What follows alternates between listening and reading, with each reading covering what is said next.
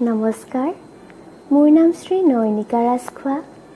মই আপোনালোকৰ আগত এটা কবিতা আবৃত্তি কৰিবলৈ ওলাইছোঁ। কবিতাটোৰ নাম পিতা আৰু কবিজনৰ নাম দিতুল চেতিয়া। শুকান পথাৰৰ সিটো পাৰে তেওঁ ৰৈ ৰৈ বজাইছিল নেৰা পেঁপা এটা। তাৰ সুৰত বাট বুলিছিলোঁ আমি। সপোন এটাক তেওঁ খেদি ফুৰিছিল। আহিনীয়া পথাৰত বিচাৰি ফুৰিছিল এচমকা সেউজীয়া।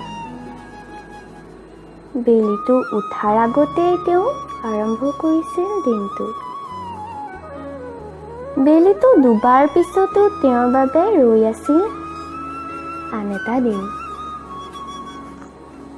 তেওঁৰ বাবে আমি আৰু আমাৰ বাবে তেওঁ ৰৈ থাকে সময়ৰ সীমনাত। সকলো মান অভিমানৰ শেষত তেওঁ, সকলো পোহৰ অথবা এন্ধাৰৰ শেষতো তেওঁ এডাল জ্বলি থকা মৌ অথবা এগছি মাটিৰ চাকি। সৰাপাতৰ সিপাৰে কুঁৱলীত ভাহি থাকে তেওঁ।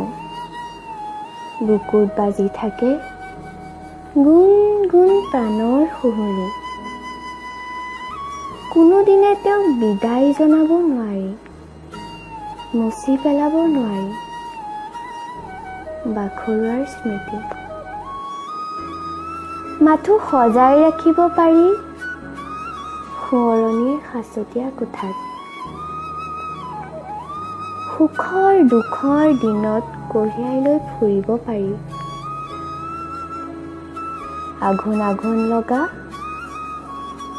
এটা সোণোৱালী অতীত।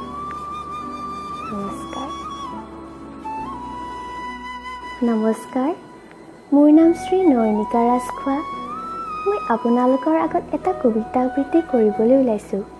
কবিতাটোৰ নাম পিতা আৰু কবিজনৰ নাম দিতুল চেতিয়া। শুকান পথাৰৰ সিটো পাৰে তেওঁ ৰৈ ৰৈ বজাইছিল নেৰা পেঁপা এটা। তাৰ সুৰত বাট বুলিছিলোঁ আমি। সপোন এটাক তেওঁ খেদি ফুৰিছিল। আহিনীয়া পথাৰত বিচাৰি ফুৰিছিল এচমকা সেউজীয়া। বেলিটো উঠাৰ আগতেই তেওঁ